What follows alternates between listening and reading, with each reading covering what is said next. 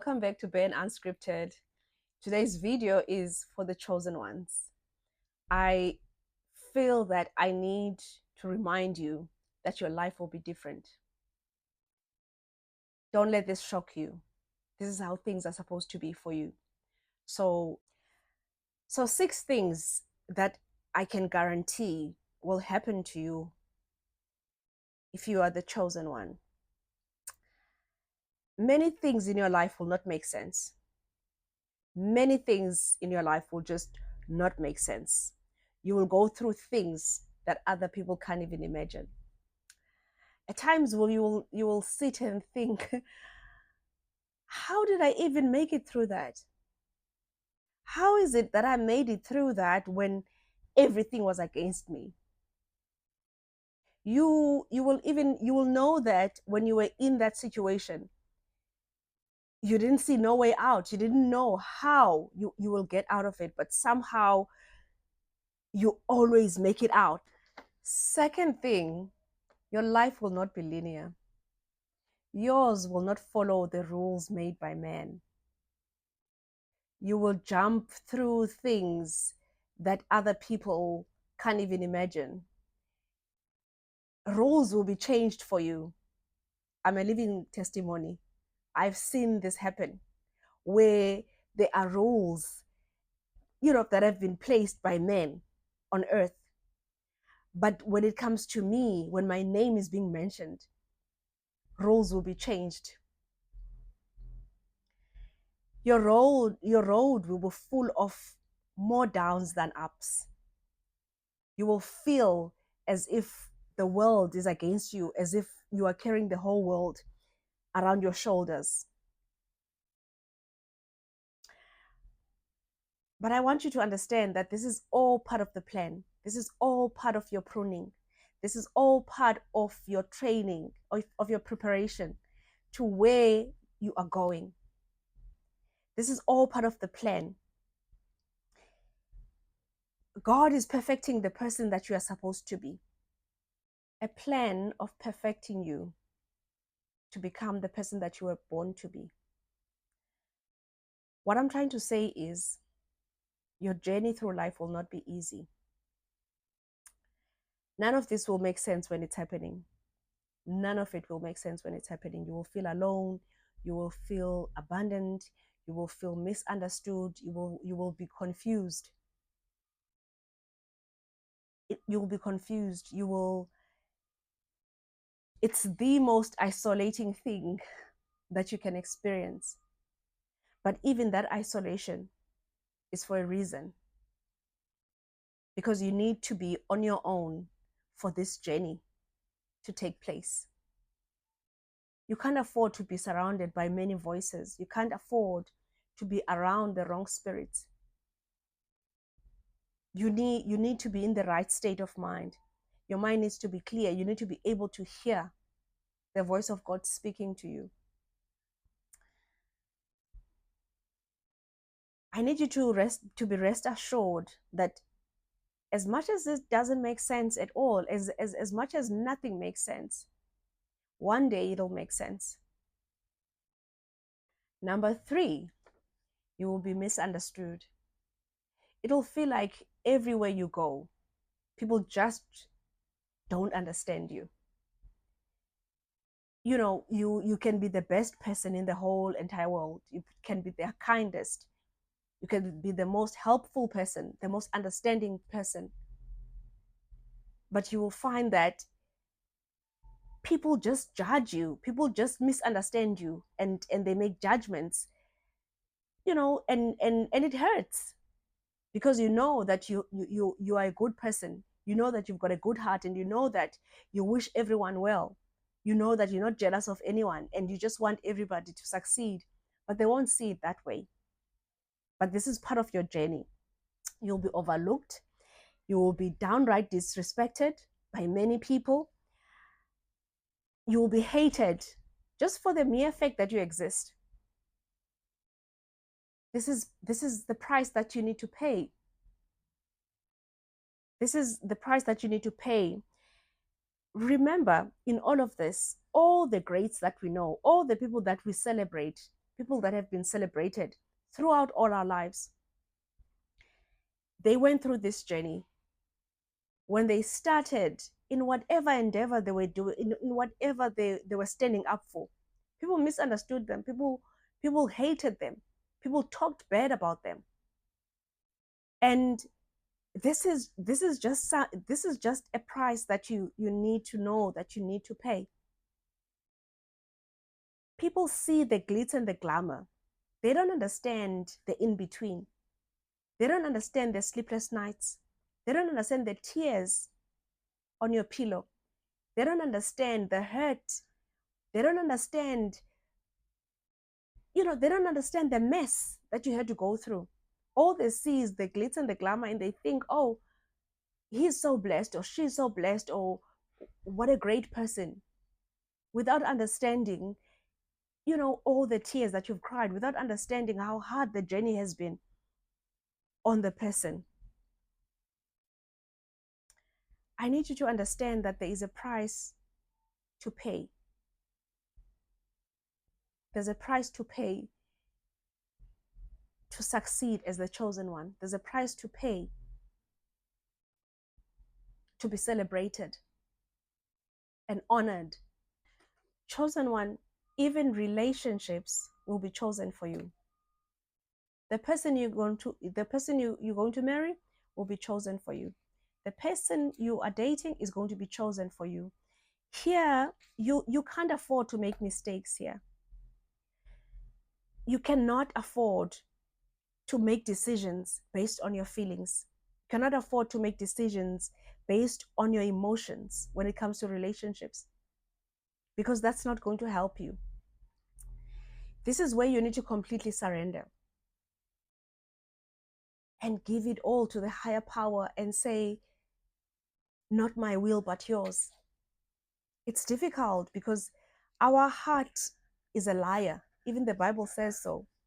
Our heart is a liar. Our heart will want a specific person, but they have nothing to do with your destiny. They have nothing to do with your gift. They have nothing to do with your purpose on earth.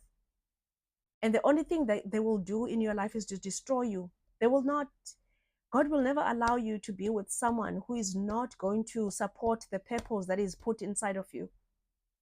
You can choose that person, but it's not going to go anywhere if it's not going to destroy you first and then take you nowhere afterwards. So you really need to surrender. You really need to say, not my will, Lord, but yours. Choose my relationship for me. Choose my partner for me. Choose my wife for me or my husband for me. I give it all to you. The worst thing that could happen to a chosen one, and I've seen this many times, I have been through that myself. I'm a living testimony. The worst thing that could happen to a chosen one is to be entangled, be with the wrong person, marry the wrong person. That's the worst thing, because that delays your destiny. That decision will destroy your life for decades to come. It'll take time for you to come back from that. It'll take time for you to forgive yourself for allowing that to happen. It'll take time for you to release the guilt. Even if you forgive, even if you've let go of everything, even if you are divorced, even if, you know what I mean, you will it's a struggle to be able to forgive yourself and say, I forgive myself for allowing this to happen to me.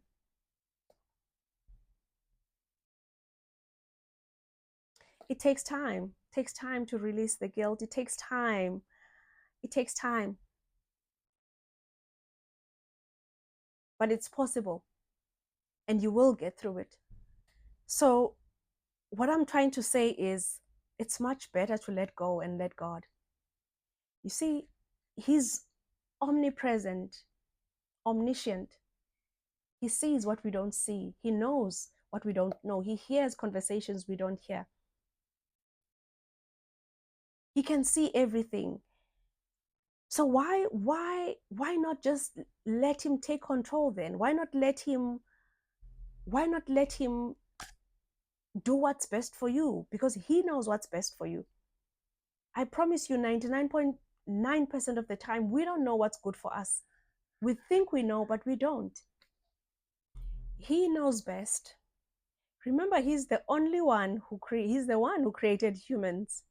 And he's the only one who's capable of changing his own creation. We are not able to change his creation. Only he is. So, my friend, I implore you in this area of your life, sorry, to let go and let God. I know that it won't be easy. It's either you let go and let God or face the consequences. And one thing I can promise you, the consequences will not be great. I can testify to that.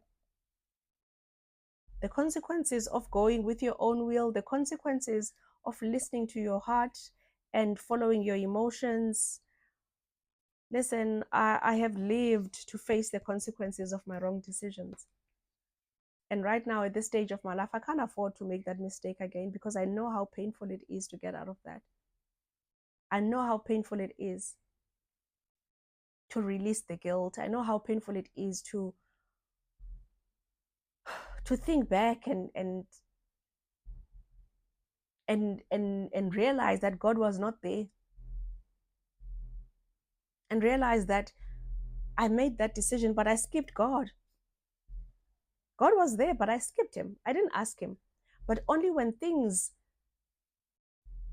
went haywire, when everything was a mess, then I called on God.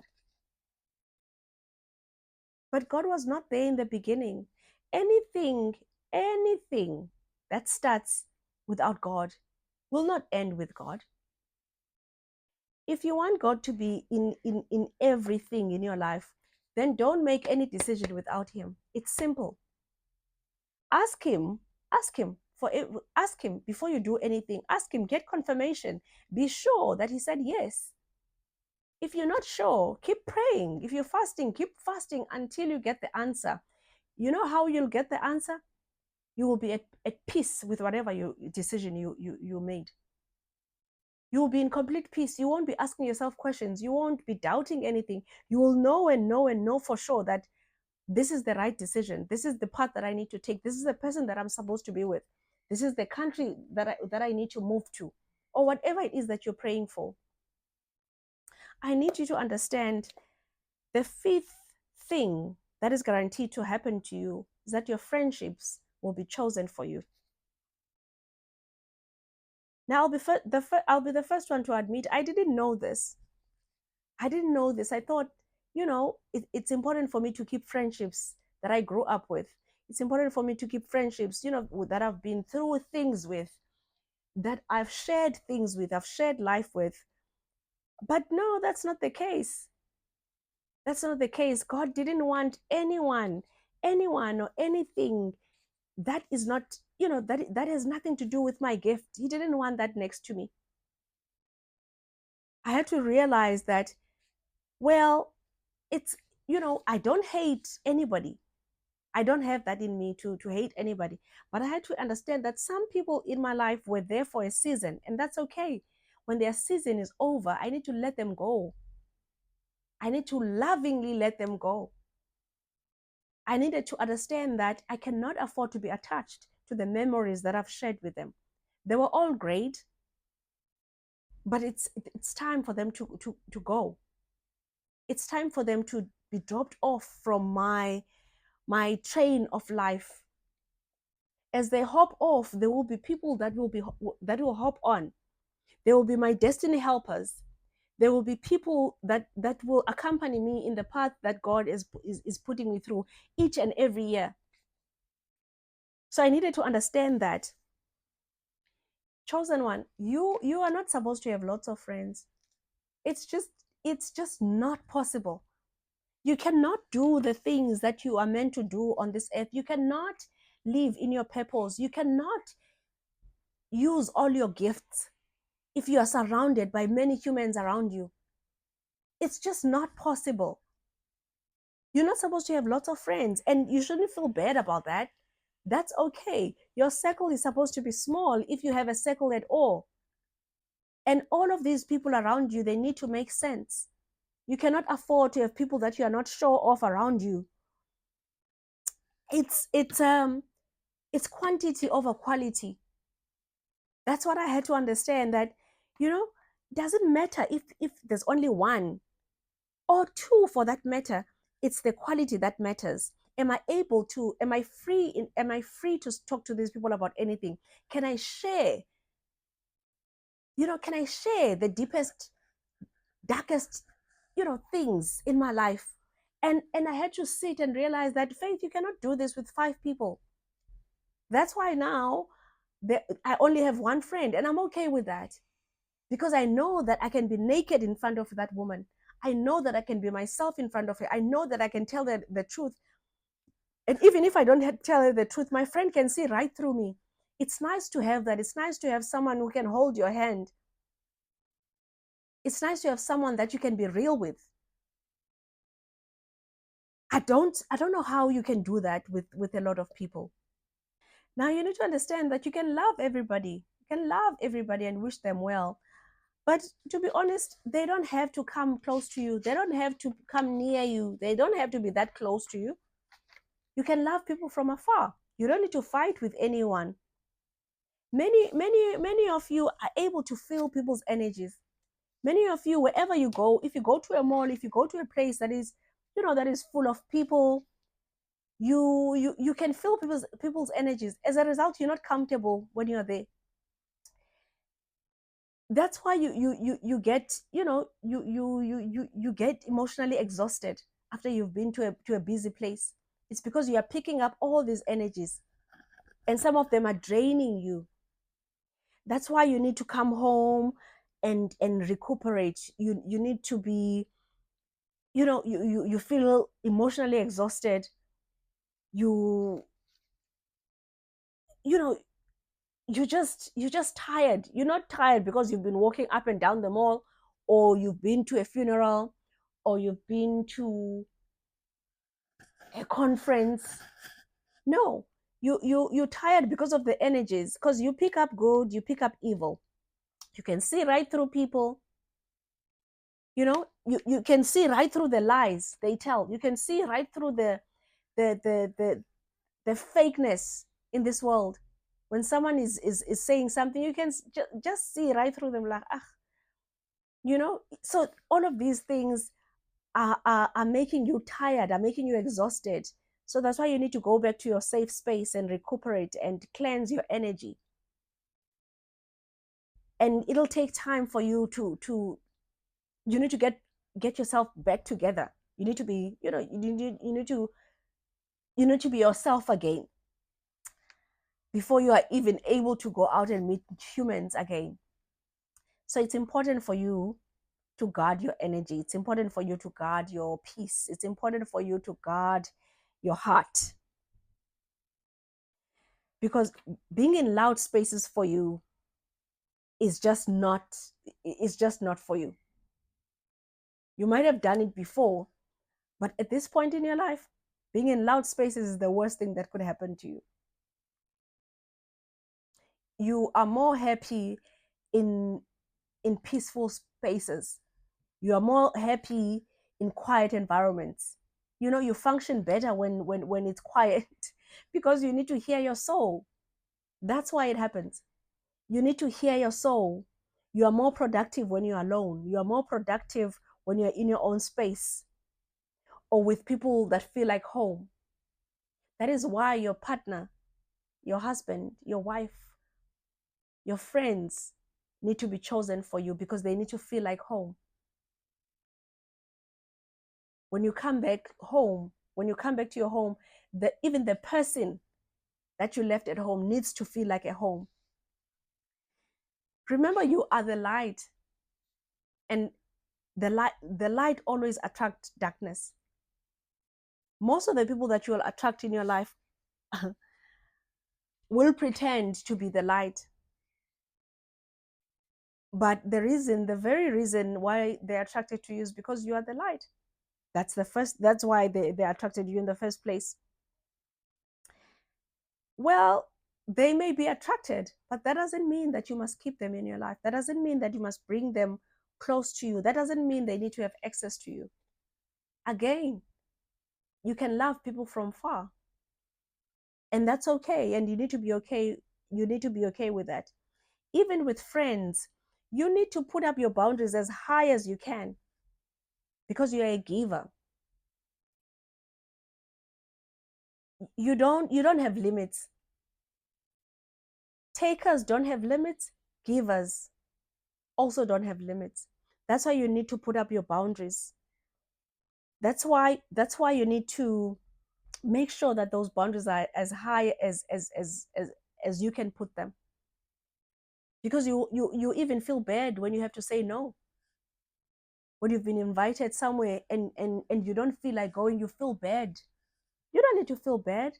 If your energy, if your spirit says no, then it's a no.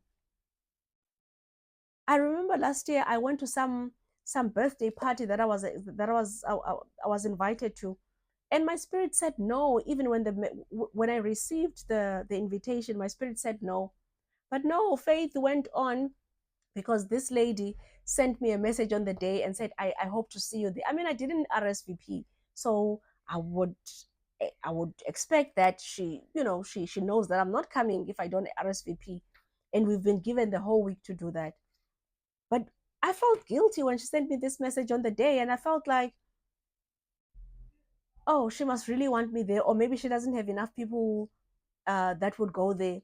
But I came home and I was drained. I came home and I didn't like the decision that I made, because I knew that I had no business being there. I had no business being there at all. And now I promised myself in 2025, if my spirit says no, then it's a no. I'm not thinking about it. I'm not trying to justify anything. I'm not no. If it's a no, then it's a no. And that's it. And it ends there. Your career, number 6. Your career will have to be chosen for you. Your career, if what you do in your career has nothing to do with your destiny, if what you do in your career has nothing to do with your gifts, my friend, I promise you, you will be rerouted. You will be either be uprooted completely if you refuse to move, or you'll be rerouted. You can be in the same career for 10 years or 20 years, but when God is ready to take you to where he wants you to be, when he's ready to make sure that you become the person that you were born to be, he will uproot you forcefully if you refuse. He will reroute you if you obey. Now, I've been there. I know it's painful. You will also get to a point in your career where you are bored, where you don't. Some people say it's reaching the glass ceiling. It's like you've just hit a point in your career where you don't see you don't see what else needs to be done. You've done everything that you could do. You've climbed the ladder in corporate. If you incorporate, you just don't see nothing else there. You are not enthusiastic about your job anymore. You don't have energy to do it at all. Everything is just repetitive, and you just know exactly. Everything is just predictable. You just know exactly what you need to do. You just know what's coming. You're just bored.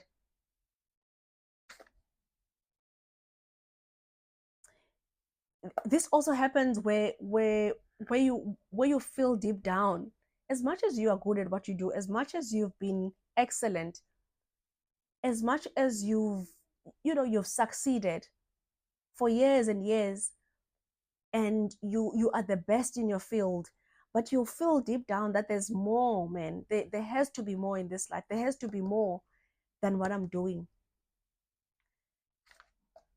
You will get thoughts that will be dropped in your spirit that just tell you, like, it's time to move on. They won't stop. They won't stop. They will keep reminding you that it's time to move on. It's time for a new thing. It's time for a new path. It's time for new beginnings. This will confuse the hell out of you. because you are thinking, this is all I've known, and I'm damn good at it, and I'm earning good money. Why am I being told to leave it all behind? Lord, I thought that you were with me when I came into this career. I prayed to you for this promotion, and you helped me travel the world and all of these things. But it's time. It's time. There are greater things that are waiting for you. There are better things that are waiting for you, but you have no idea right now. And you can't see them until you move, until you jump, until you take the first step, until you say, okay, that's it. I believe what my spirit tells me. My spirit tells me that it's time to move on. My spirit tells me that this is the end for me. It ends here. I just remembered that most of these guys, that most people, most greats that I know in sports as well, they end their career at a high. They don't wait until they go down. I remember this guy from Brazil. I don't know what's his name. I forgot his name now. He was at the height of his career. That's when they retire. That's what God wants. He wants you when you are there at the top, when you are there, when nobody can touch you, to leave the reins and let other people carry on. Doesn't make sense. It doesn't make no sense because you're comfortable. Because everyone is looking up to you. Now you're going to have to go and do something and be a student again. And look stupid like me on YouTube as well. You're going to have to learn again. You're going to have to train yourself again, which is something that I'm doing.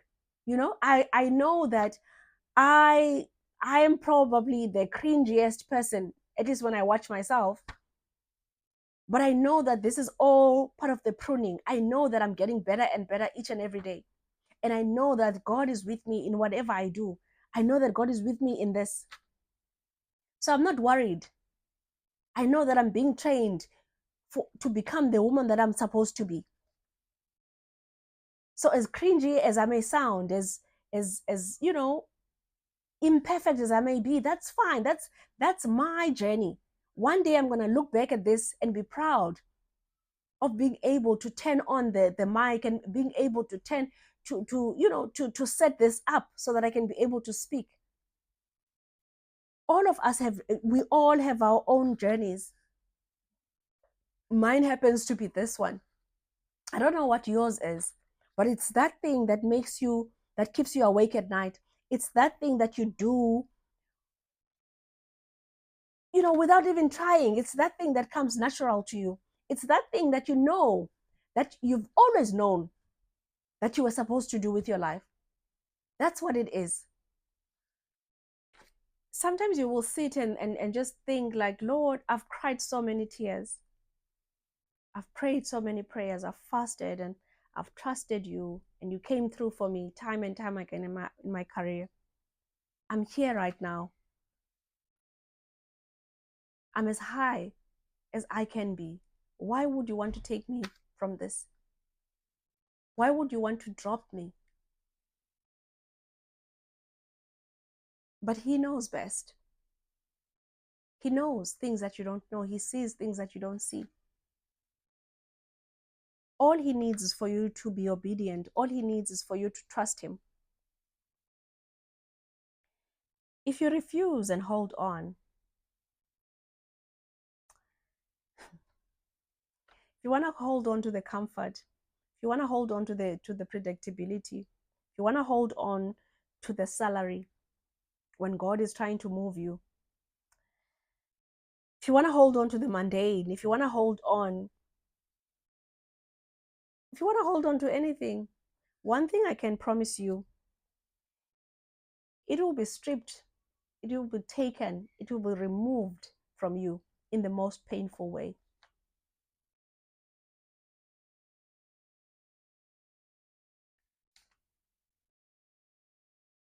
Chosen one, what I'm trying to say is your life will not be easy, but it'll all be worth it in the end. That I can promise you. I hope you've learned something from this video. I hope you are able to obey God and trust him and hold on and release everything that you've known and be like a child in front of him and let him take control as only he can. I hope that you can hear his voice and hear his direction and seek him in all that you do. I hope that his voice will be louder than the material things of this world. Thank you for watching.